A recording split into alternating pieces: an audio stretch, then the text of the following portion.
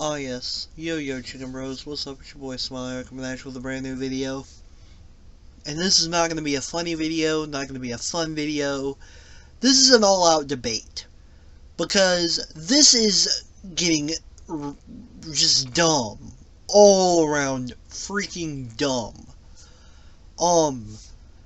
Basically put, they are shoveling taxpayer money to try and study video games for radicalization. If you could, though, leave a like, share, subscribe, hit that bell, make a ring a ding ding. I'm trying to do the best I can to make this channel worthwhile and make everything better for you guys. Now let's get into this. You may think I'm joking. But no. They have $699,763 in taxpayer money to study the radicalization in video games. Let me use the quote used in the hearing. Over the past decade, video games have increasingly become focal points of social activity and identity creation for adolescents and young adults.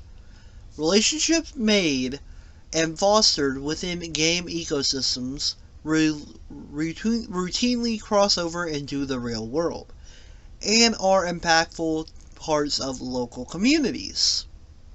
Oh, so you mean making friends in today's day and age? That's basically what they're saying. Look, I'm sorry that you can't understand that in today's day and age, when you have lockdowns all the time, when you have, well, not lockdowns all the time, but you get my point. When you have basically people out your house that are just doing dumb stuff all the time, you don't want to leave your house because you could get, mugged or worse. Just walking down the street, especially at night, where do you think you're going to socialize? Answer me that. Where? So you're telling me that by me talking to someone on the internet, I am causing harm to my community. By me hanging out with my boy Ernie on a stream for a few hours, I am teaching him evil things, and he's teaching me evil things. That is your point, that I'm radicalizing someone? I'm really, really confused. Now, let me mention something. This was studied by Middlebury Institute's Center on Terrorism, Extremism, and Counterterrorism. So, this specializes in mental health and video game. And this new term called Logically, a company attempting to solve the problem and online behavior at scale. Basically what they state in this article, let me go down a bit to kind of give it to you. White nationalists and other extremist groups have thrived in online gaming space for a few years. The digital storefront Steam, they brought Steam in as a white nationalist page. I'm sorry, they are not. Was a hotbed for groups openly espousing neo-beliefs and worshipping school. The Anti-Defamation League has reported on the problem, but no one is quite sure just how widespread it is. Steam began quietly deleting the groups, but the problem persists. Okay, question. Is that Steam's fault? Or is that the gamer's fault? Or is it the individual person who is that crazy? Give me the I'm a gamer, okay? I'm a huge gamer, obviously. I love video games. I love playing video games. I love hanging out with people on video games. It's a fact, right? I don't like I don't like people who do that to kids. I hate that. I am not someone who agrees with Mussolini or Hitler. I don't agree with any of them. Yet, because I play video games, I am involved with that. That is your point? That we should shovel millions of tax-funded dollars to study this? I don't see the need. There are multiple reasons why I don't see the need. Because number one, now you know who the threat is. You know who the threat is if they're on a video game. Number two, I have suspicion, now this is only suspicion, so take it with a grain of salt, that maybe it's someone that disagrees with whatever they're saying and uses these words and terms to ridicule and throw somebody out of the public square, as has happened many of times. Maybe that could be the case, or maybe I'm just spouting nonsense. But here's another thing they bring up that is just surprising to me. They bring up Gamergate. Gamergate.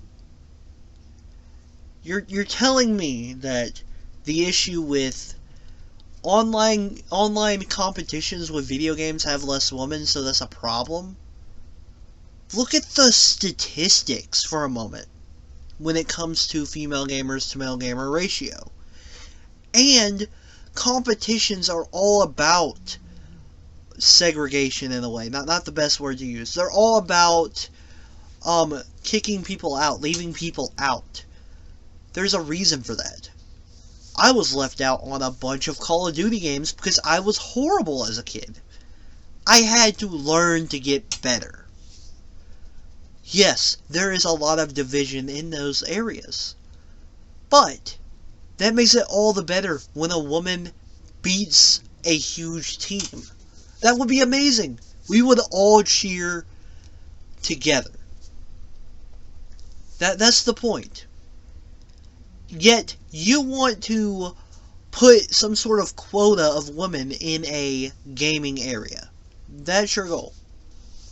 Okay, that brings the team down, not because it is a woman, not at all, but because you are putting someone who may not be as qualified as another person.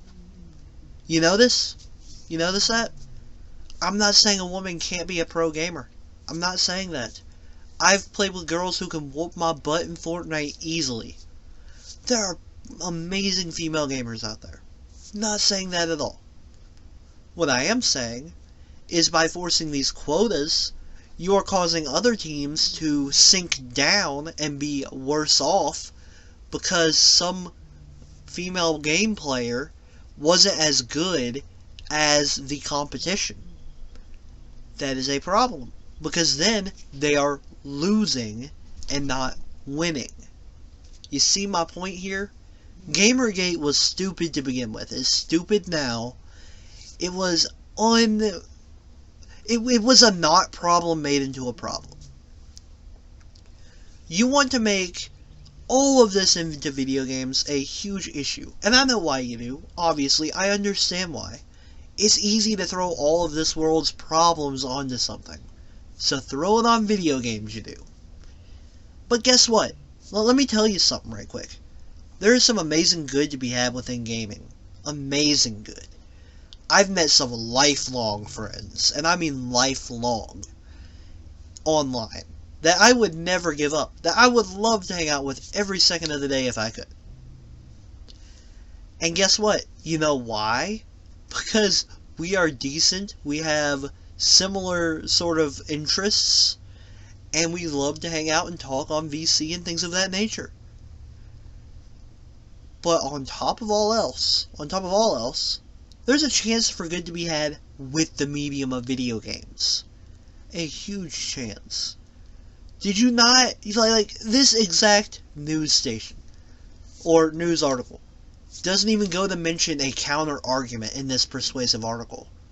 Like, this is just one big ad hominem for video games, without any defense. Which you need in an argumentative article. That is part of the structure of an argumentative article. Why do you think I took all of their points? Now I'm giving you my points. This one is more informational than it is argumentative in my video, but this is an argumentative article. Let me give you an example. The Fortnite event they did, where people bought some merch, or not merch, some skins and emotes and everything all the money from that went over to Ukraine to help with the war effort. They got more money than any other charity, simply by allowing that chance. Gamers can come together like no other community of people I've ever seen. You get a group of gamers together, we can nerd out, have the time of our lives, we'll be thick as thieves. Do you know why? Because gaming has something to it. We have that community, we have that passion for gaming. Not that it's an addictive substance or whatever. You can be addicted to video games, most definitely. But when it comes down to it, I enjoy video games for more than one reason. For many reasons, honestly. I love playing Fortnite with my dad and my siblings on Friday nights. That was the time of my life. That was family bonding when we all played Fortnite together as a kid. I loved that. And to state that I am a horrible person because I play video games is quite frankly offensive and rude. But you're not going to see me crying and complaining about it. I will only make a argument against your point. With all that being said though, guys, Yo Man Smile is over and out. Peace.